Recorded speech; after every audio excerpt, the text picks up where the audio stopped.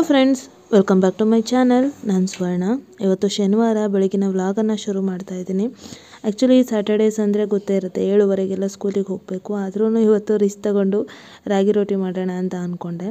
ಯಾರಿಗೂ ಬಾಕ್ಸ್ಗಿಲ್ಲ, ಎಲ್ಲ ಮನೇಲಿ ತಿನ್ನೋದಕ್ಕಲ್ವ, ಹಾಗಾಗಿ ಸ್ವಲ್ಪ ಬೇಗ ಆಗುತ್ತೆ ಅನ್ನೋ ಕಾರಣಕ್ಕೆ, ಮತ್ತು ತುಂಬ ದಿನದಿಂದ ತಿನ್ನಬೇಕು ಅಂತ ಅನ್ನಿಸ್ತಾ ಇತ್ತು. ಹಾಗಾಗಿ ಮಾಡೋಣ ಇವತ್ತು ಅಂತ ಡಿಸೈಡ್ ಮಾಡಿ ಈಗ ರಾಗಿ ಹಿಟ್ಟಿಗೆ ನಾನು ಈರುಳ್ಳಿ, ಮೆಣಸಿನ್ಕಾಯಿ, ಕ್ಯಾರೆಟು, ಕೊತ್ತಂಬರಿ ಸೊಪ್ಪು, ಹಾಗೆಯೇ ಕೊಬ್ಬರಿ ತುರಿನೂ ಹಾಕ್ತಾಯಿದ್ದೀನಿ. ಸ್ವಲ್ಪ ನುಗ್ಗೆ ಸೊಪ್ಪಿತ್ತು, ನುಗ್ಗೆ ಸೊಪ್ಪು ಮಿಕ್ಸ್ ಮಾಡ್ತಾಯಿದ್ದೀನಿ. ತುಂಬ ಚೆನ್ನಾಗಿರುತ್ತೆ. ನೀವು ಬೇಕಿದ್ರೆ ಇದಕ್ಕೆ ಸಬ್ಸಿಗೆ ಸೊಪ್ಪು ಸಹ ಹಾಕ್ಕೋಬೋದು, ಒಳ್ಳೆ ಟೇಸ್ಟ್ ಕೊಡುತ್ತೆ. ಈವನ್ ಜೀರಿಗೆ ಇದೆಲ್ಲನೂ ಹಾಕ್ಕೊಂಡ್ರೆ ಚೆನ್ನಾಗಿರುತ್ತೆ. ಸೊ ನಾನಿಲ್ಲಿ ಈರುಳ್ಳಿ, ಕ್ಯಾರೆಟ್, ಕೊಬ್ಬರಿ, ಮೆಣಸಿನ್ಕಾಯಿ, ನುಗ್ಗೆ ಸೊಪ್ಪು, ಹಾಗೆಯೇ ಕೊತ್ತಂಬರಿ ಸೊಪ್ಪು ಇದಿಷ್ಟನ್ನು ಮಿಕ್ಸ್ ಮಾಡಿ ರೊಟ್ಟಿದು ಒಂದು ಬ್ಯಾಟರನ್ನು ರೆಡಿ ಮಾಡ್ಕೊತಾ ಇದ್ದೀನಿ.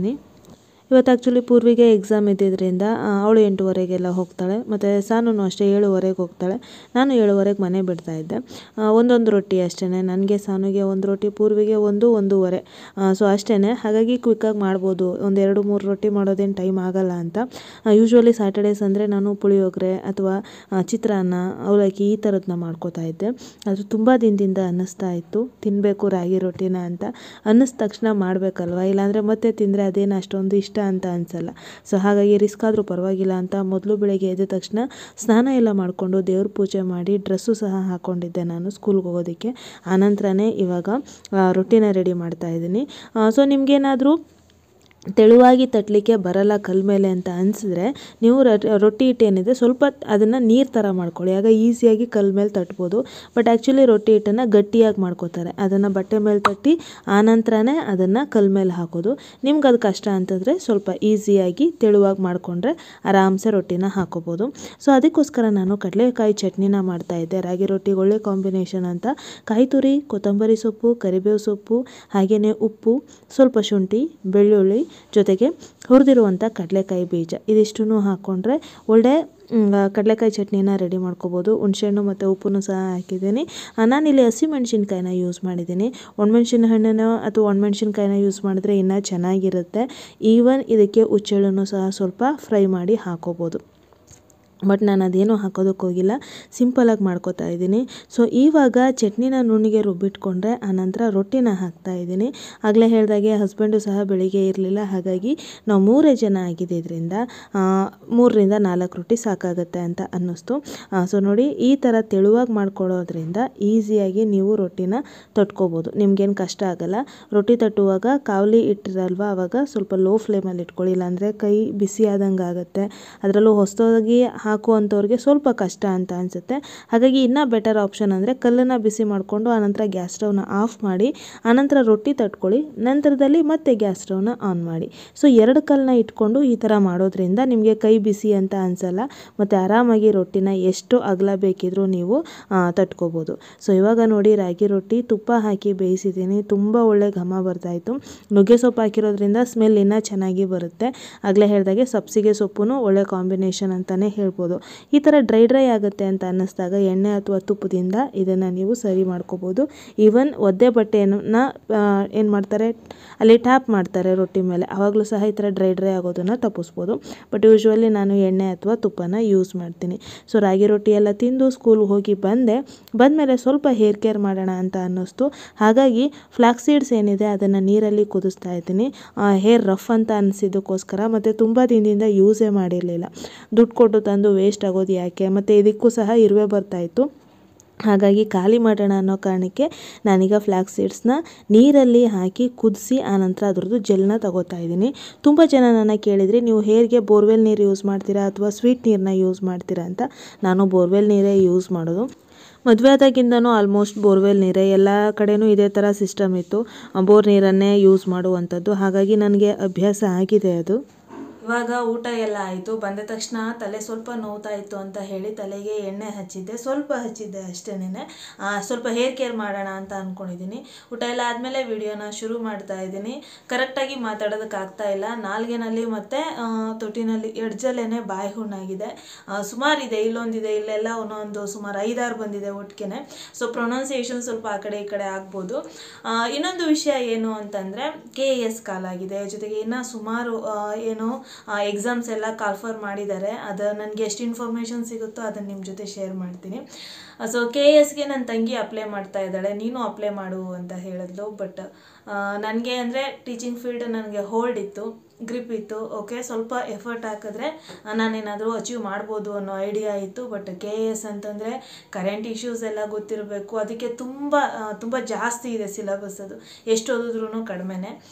ಹಾಗಾಗಿ ಈಗ ಇರೋವಂಥ ಸಿಚುವೇಷನಲ್ಲಿ ಅದಕ್ಕೆಲ್ಲ ಟೈಮ್ ಕೊಟ್ಟು ಓದೋದಕ್ಕೆ ಕಷ್ಟ ಅನ್ನೋದು ನನ್ನ ಒಪಿನಿಯನ್. ಆದರೆ ನನ್ನ ಸುತ್ತಮುತ್ತ ಇರೋರು, ಹಸ್ಬೆಂಡ್ ಆಗಿರ್ಬೋದು, ನನ್ನ ತಂಗಿ ಮತ್ತು ನಮ್ಮ ರಿಲೇಟಿವ್ಸ್ ಸ್ವಲ್ಪ ಜನ ಯಾರು ನನಗೆ ಎಂಕರೇಜ್ ಮಾಡ್ತಾರೋ ಅವರು, ಎಲ್ಲರೂ ಅಲ್ಲ, ರಿಲೇಟಿವ್ಸ್ ತುಂಬ ಜನ ಇದ್ದಾರೆ, ಆದರೆ ಎಂಕರೇಜ್ ಮಾಡೋರು ಕಡಿಮೆ. ಸೊ ಹಾಗಾಗಿ ಅವರೆಲ್ಲ ಹೇಳ್ತಾ ಇದ್ದಾರೆ ಅಟೆಂಡ್ ಮಾಡು ಒಂದ್ಸರಿ, ಹಾಗೆ ಆಗ್ತೀನಿ ಅಂತ ಅಲ್ಲ, ಅಟ್ಲೀಸ್ಟ್ ಅಟೆಂಡ್ ಮಾಡು ಅಂತ. ನನಗೂ ಆಸೆ ಇತ್ತು, ನಿಮ್ಗೆ ಹೇಳಿದ್ದೆ ನಾನು ಈ ಥರ ಏನು KS IAS ಈ ಥರ ಅಟೆಂಡ್ ಮಾಡಬೇಕು, ಅಟ್ಲೀಸ್ಟ್ ಪ್ರಿಲಿಮಿನರಿನಾದರೂ ನಾನು ಪಾಸ್ ಮಾಡಬೇಕು ಅಂತ ಆಸೆ ಇದೆ ಅಂತ. ಬಟ್ ಅದಕ್ಕೆ ಅಂತಂದರೆ ತುಂಬ ಜಾಸ್ತಿ ಟೈಮ್ ಕೊಡಬೇಕು, ತುಂಬಾ ಓದಬೇಕು, ಅದಕ್ಕೆ ಕರೆಂಟ್ ಇಶ್ಯೂಸ್ ಗೊತ್ತಿರಬೇಕು, ಜೊತೆಗೆ ಪ್ರತಿಯೊಂದು ಇನ್ಫಾರ್ಮೇಷನ್ ನಮಗೆ ಗೊತ್ತಿದ್ದಾಗ ಮಾತ್ರ ನಾವು ಅದನ್ನು ಅಟೆಂಡ್ ಮಾಡೋದಕ್ಕೆ ಸಾಧ್ಯ, ಅಥವಾ ಅದರಲ್ಲಿ ಸಕ್ಸಸ್ ಆಗೋದಕ್ಕೆ ಸಾಧ್ಯ. ಮತ್ತು ಅದು ಐಡಿಯಾ ಹೇಗಿರುತ್ತೆ, ಅದು ಕ್ವಶನ್ ಪೇಪರ್ ಎಲ್ಲ ಅನ್ನೋ ಐಡಿಯಾನೂ ಇಲ್ಲ ನನಗೆ. ಸೊ ಅದಕ್ಕೋಸ್ಕರ ಸ್ವಲ್ಪ ಹಿಂದೆ ಮುಂದೆ ನೋಡ್ತಾ ಇದ್ದೀನಿ. ಬಟ್ ನನ್ನ ತಂಗಿ ಹೇಳೋದೇನು ಅಂದರೆ ಅವಳು ಕೋಚಿಂಗ್ ಸೆಂಟರ್ಗೆ ಹೋಗ್ತಾಳಂತೆ ಅಪ್ಲೈ ಮಾಡಿದ್ಮೇಲೆ. ಸೊ ಹಾಗಾಗಿ ನನಗೇನೇನು ಐಡಿಯಾ ಬರುತ್ತೆ ಅಥವಾ ಅಲ್ಲೇನು ಹೇಳ್ತಾರೆ ನಾನು ನಿನ್ನ ಜೊತೆ ಶೇರ್ ಮಾಡ್ತೀನಿ, ಹಾಕು ಅಪ್ಲಿಕೇಶನ್ ಹಾಕು ನೋಡೋಣ ಅಂತ ಹೇಳಿದ್ದಾಳೆ. ಸೊ ಹಾಗಾಗಿ ಗಟ್ಟಿ ಮನಸ್ಸು ಮಾಡಿ ಅಪ್ಲೈ ಮಾಡಬೇಕು ಅಂತ ಡಿಸೈಡ್ ಮಾಡಿದ್ದೀನಿ. ಮಾಡಿದ್ಮೇಲೆ ಅದಕ್ಕೆ ತಕ್ಕನಾಗೆ ಅಟ್ಲೀಸ್ಟ್ ನಾವು ಎಫರ್ಟ್ ಹಾಕ್ಬೇಕಲ್ವ, ಸುಮ್ಮನೆ ಇಲ್ಲ ಅಂದರೆ ಏನೋ ಕಾಟಾಚಾರಕ್ಕೆ ಹಾಕ್ದಂಗೆ ಆಗುತ್ತೆ. ಬಟ್ ಐ ಟ್ರೈ, ನೋಡೋಣ ಏನಾಗುತ್ತೆ ಅಂತ. ಬಟ್ ಇದು ತುಂಬ ಕಷ್ಟ ಇದೆ. ನಾನು ಕ್ವೆಶನ್ ಪೇಪರ್ ಒಂದು ಡೌನ್ಲೋಡ್ ಮಾಡಿದ್ದೆ KSದು, 2020ನಲ್ಲೇನೋ ಕಾಲ್ ಮಾಡಿದ್ದಂತೆ, ಅದಾದಮೇಲೆ ಮತ್ತೆ ಕಾಲ್ ಮಾಡಿಲ್ಲ ಅಂತ ಹೇಳಿದ್ರು. ಸೊ ಹಾಗಾಗಿ ಆ ಕ್ವೆಶನ್ ಪೇಪರ್ ನೋಡಿದಾಗ ನಿಜ ಶಾಕ್ ಆಯಿತು. ಯಾಕಂದರೆ ತುಂಬಾ ಇದೆ ಅದರಲ್ಲಿ ಇನ್ಫಾರ್ಮೇಷನ್. ನಾವು ಇದು ಇಂಪಾರ್ಟೆಂಟ್, ಇದು ಇಂಪಾರ್ಟೆಂಟ್ ಅಲ್ಲ ಅಂತಲೇ ಹೇಳೋದಕ್ಕಾಗಲ್ಲ. ಸೊ ಪ್ರತಿಯೊಂದ್ರ ಬಗ್ಗೆನೂ ಕ್ವೆಶನ್ ಇತ್ತು ಅಲ್ಲಿ. ಸೊ ಹಾಗಾಗಿ ಸ್ವಲ್ಪ ನರ್ವಸ್ ಆಯಿತು ನನಗೆ, ಇದು ಸಾಧ್ಯನಾ ಅಂತ. ಬಟ್ ಒಂದ್ಸರಿ ಟ್ರೈ ಮಾಡೋಣ, ಟ್ರೈ ಮಾಡೋದಕ್ಕೇನು ಅಲ್ವಾ. ಸೊ ಹಾಗಾಗಿ ಫೈನಲ್ ಆಗಿ ನಾನು ಸಹ ಅಪ್ಲೈ ಮಾಡೋಣ ಅಂತ ಅಂದ್ಕೊಂಡಿದ್ದೀನಿ KS. ಏನಾಗುತ್ತೆ ಗೊತ್ತಿಲ್ಲ, ಬಟ್ ಸಿಲೆಬಸ್ ಹೇಗಿರುತ್ತೆ, ಯಾವ್ಯಾವ ಬುಕ್ ರೆಫರ್ ಮಾಡಬೇಕು, ಇದ್ರ ಬಗ್ಗೆ ಏನೂ ಐಡಿಯಾ ಇಲ್ಲ. ಬಟ್ ನನ್ನ ಚಿಕ್ಕಮ್ಮ, ನಮ್ಮ ಅಮ್ಮನ ಸ್ವಂತ ತಂಗಿ, ಅವರು KS ಪಾಸ್ ಮಾಡಿ CDPO ಆಗಿದ್ದಾರೆ ನಂಜನಗೂಡಲ್ಲಿ. ಹಾಗಾಗಿ ಅವ್ರಿಗೆ ಐಡಿಯಾ ಇರುತ್ತೆ ಏನೆಲ್ಲ ಓದಬೇಕು, ಏನು ಮಾಡಬೇಕು ಅಂತ. ಸೊ ಅವ್ರ ಹತ್ರ ಸ್ವಲ್ಪ ಗೈಡೆನ್ಸ್ ತಗೊಂಡು ನಂತರ ಅಟೆಂಡ್ ಮಾಡೋಣ ಅಂತ ಅಂದ್ಕೊಂಡಿದ್ದೀನಿ. ನೋಡೋಣ, ಸಾಧ್ಯ ಆದರೆ ಏನೆಲ್ಲ ಸಿಲೆಬಸ್ ನನಗೇನಾದರೂ ಸಿಕ್ಕಿದ್ರೆ, ನಿಮಗೇನಾದರೂ ಅದು ಇಂಟ್ರೆಸ್ಟ್ ಇದ್ದರೆ, ಸಾಧ್ಯ ಆದರೆ ನಾನು ಆ ವಿಡಿಯೋದಲ್ಲಿ ಶಾರ್ಟಾಗಿ ನಾನು ಅದನ್ನು ನಿಮ್ಮ ಜೊತೆ ಶೇರ್ ಮಾಡ್ತೀನಿ. ತುಂಬ ಕಾಲ್ಫರ್ ಮಾಡ್ತಾ ಇದ್ದಾರೆ ಅಂತ ಹೇಳ್ತಾ ಇದ್ರು. ಆವಾಗವಾಗ ನ್ಯೂಸ್ ಪೇಪರ್ಸ್ನ ಚೆಕ್ ಮಾಡಿ ನಿಮಗೆ ಇನ್ಫಾರ್ಮೇಷನ್ ಸಿಗುತ್ತೆ. ಸೊ ಇದರಿಂದ ನೀವು ಗೌರ್ಮೆಂಟ್ ಜಾಬ್ ಆಸೆ ಯಾರಿಗಾದರೂ ಇದ್ದರೆ ಅದನ್ನು ಅಟೆಂಡ್ ಮಾಡೋದಕ್ಕೆ ಈಸಿ ಆಗುತ್ತೆ. ಸೊ ಅದಾದಮೇಲೆ ಈಗ ನಾನು ಫ್ಲಾಕ್ಸ್ ಸೀಡ್ ಏನಿತ್ತು ಅದನ್ನು ಕುದಿಸಿ ಅದ್ರದ್ದು ಸ್ಟ್ರಾಚ್ ಏನು ಬರುತ್ತೆ ಅದನ್ನು ತೆಗೆದಿಟ್ಕೊಂಡಿದ್ದೀನಿ. ತಲೆಗೆ ಅಪ್ಲೈ ಮಾಡಬೇಕು. ಡ್ರೈ ಹೇರ್ಗೆ ಹಾಕಬಾರ್ದು ಅಂತ ಅಂದ್ಕೊಂಡು ಸ್ವಲ್ಪ ಎಣ್ಣೆ ಹಾಕಿದ್ದೆ. ಸ್ವಲ್ಪ ತಲೆ ನೋತಿತ್ತಲ್ವ, ಹಾಗಾಗಿ ನೆತ್ತಿಗೆ ಸ್ವಲ್ಪ ಹರಳೆಣ್ಣೆ ಹಾಕಿ ಉಳಿದಿದ್ದೆಲ್ಲ ಇಲ್ಲಿ ಸ್ಪ್ರೆಡ್ ಮಾಡಿದ್ದೆ. ಇವಾಗ ಅದು ಜೆಲ್ ಏನಿದೆ ಅದನ್ನು ಅಪ್ಲೈ ಮಾಡ್ಕೋತೀನಿ. ಅದಾದಮೇಲೆ ನಂತರದಲ್ಲಿ ಸಂಜೆ ಅಷ್ಟೊತ್ತಿಗೆ ಸ್ನಾನ ಮಾಡೋಣ ಅಂತ ಅಂದ್ಕೊಂಡಿದ್ದೀನಿ. ನಾನು ಮೊದಲು ಒಂದ್ಸರಿ ಟ್ರೈ ಮಾಡಿ ಹೇಳಿದ್ದೆ ನಿಮಗೆ, ಇದನ್ನು ಹಾಕಿ ಏನು ಹೇರ್ ಸ್ಟ್ರೇಟ್ ಆಗುತ್ತೆ ಅಂತನೋ ಸ್ಮೂತ್ ಆಗುತ್ತೆ ಅಂತನೋ ನನಗೇನು ಫೀಲ್ ಆಗಿಲ್ಲ ಅಂತ. ಅದಕ್ಕೆ ಸುಮಾರು ಜನ ಹೇಳಿದರೆ ರೆಗ್ಯುಲರಾಗಿ ಯೂಸ್ ಮಾಡಬೇಕು, ಆವಾಗ ಅದು ರಿಸಲ್ಟ್ ಬರುತ್ತೆ ಅಂತ. ಬಟ್ ರೆಗ್ಯುಲರಾಗಿ ಯೂಸ್ ಮಾಡೋದಕ್ಕೆಲ್ಲ ಟೈಮ್ ಇಲ್ಲ. ಸೊ ಇವತ್ತು ಟೈಮ್ ಇದ್ದಿದ್ದರಿಂದ ಅಪ್ಲೈ ಮಾಡಬೇಕಂತ ಅನಿಸಿದ್ರಿಂದ ಅಪ್ಲೈ ಮಾಡ್ತೀನಿ. ಸೊ ನೋಡೋಣ ರಿಸಲ್ಟ್ ಹೇಗೆ ಬರುತ್ತೆ ಅಂತ. ಸೊ ಇವಾಗ ಜೆಲ್ ಥರ ಆಗಿದೆ. ಅದು ನಾವು ಫ್ಲಾಕ್ಸ್ ಸೀಡ್ಸ್ ಏನು ಅದನ್ನು ಸೋಸ್ಕೊಂಡಿದ್ವಿ ಅಲ್ವಾ, ಬೀಜನ ಸಪ್ರೇಟ್ ಮಾಡಿದ್ವಿ. ಸಪ್ರೇಟ್ ಮಾಡಿದ್ಮೇಲೆ ಬಿಸಿ ಇದ್ದಾಗ ಅದನ್ನು ಹಚ್ಚೋದಕ್ಕಾಗಲ್ಲ. ಇವನ್ ಆ ಟೈಮಲ್ಲಿ ಸ್ವಲ್ಪ ಲಿಕ್ವಿಡ್ ಥರನೇ ಇರುತ್ತೆ.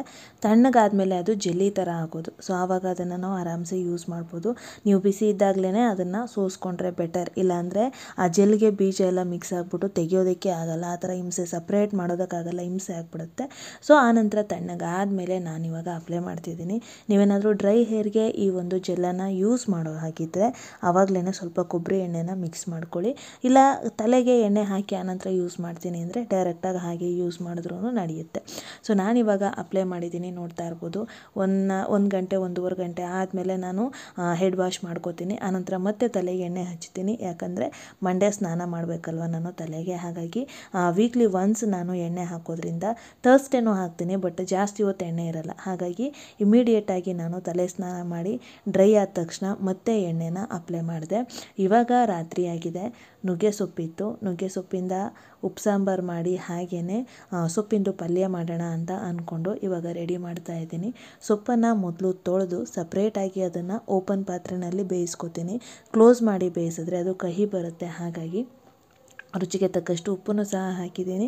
ಹಾಗೆಯೇ ಹೆಸರು ಕಾಳನ್ನು ಸ್ವಲ್ಪ ಬೇಗ ಬೇಯಿಸಬೇಕು ಅನ್ನೋ ಕಾರಣಕ್ಕೆ ಬಂದ ತಕ್ಷಣವೇ ಒಂದು 5-5:30 ಅಂತ ಅನಿಸುತ್ತೆ, ಬಂದ ತಕ್ಷಣನೂ ಅಲ್ಲ, ಆವಾಗ ನಾನು ಹೆಸರು ಕಾಳನ್ನು ನೀರಲ್ಲಿ ನೆನೆಸಿದ್ದೆ, ಬೇಗ ಬೇಯುತ್ತೆ ಆವಾಗ ಅಂತ. ಈಗ ಅದನ್ನು ಕುಕ್ಕರ್ಗೆ ಹಾಕಿದ್ದೀನಿ.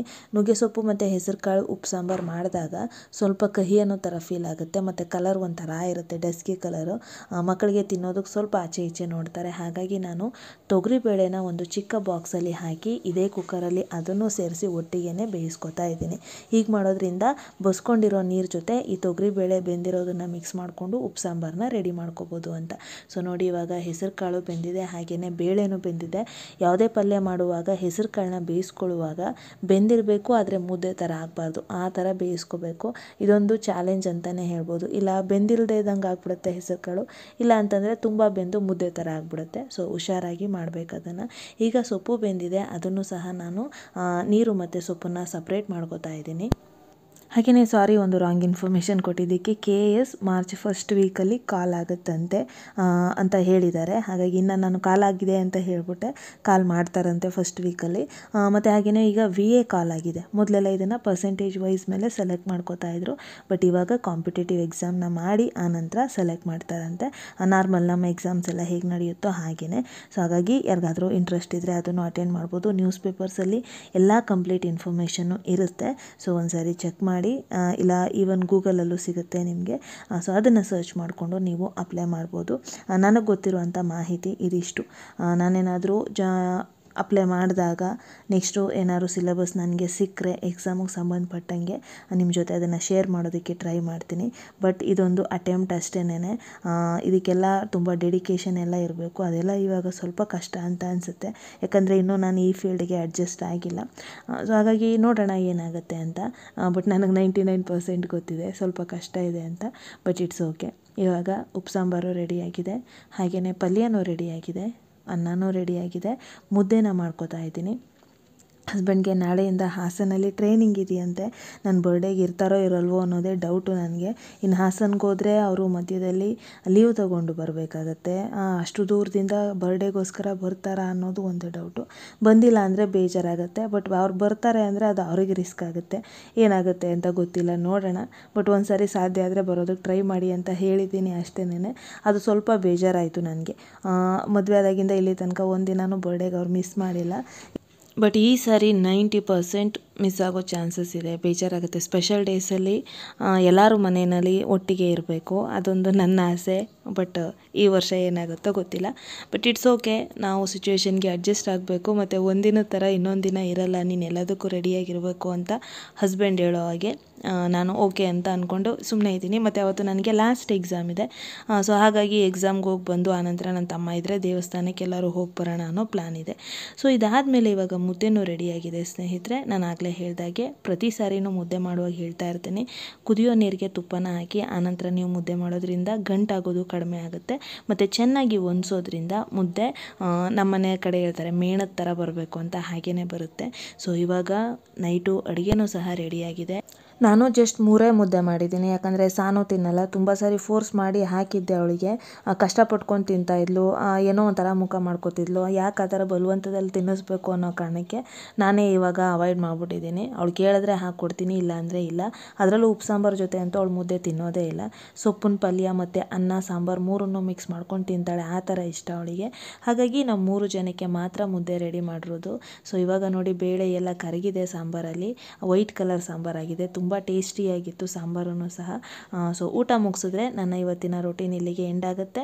ಸೊ ಸ್ನೇಹಿತರೆ, ಇದಾಗಿತ್ತು ನನ್ನ ಇವತ್ತಿನ ವಿಡಿಯೋ. ಇಷ್ಟ ಆಗಿದ್ರೆ ಪ್ಲೀಸ್ ಲೈಕ್ ಮಾಡಿ, ಶೇರ್ ಮಾಡಿ, ಹಾಗೆ ನನ್ನ ಚಾನಲ್ನ ಸಬ್ಸ್ಕ್ರೈಬ್ ಮಾಡಿ. ಸಿಗೋಣ ಮುಂದಿನ ವಿಡಿಯೋದಲ್ಲಿ. ಅಲ್ಲಿವರೆಗೂ ನಮಸ್ಕಾರ.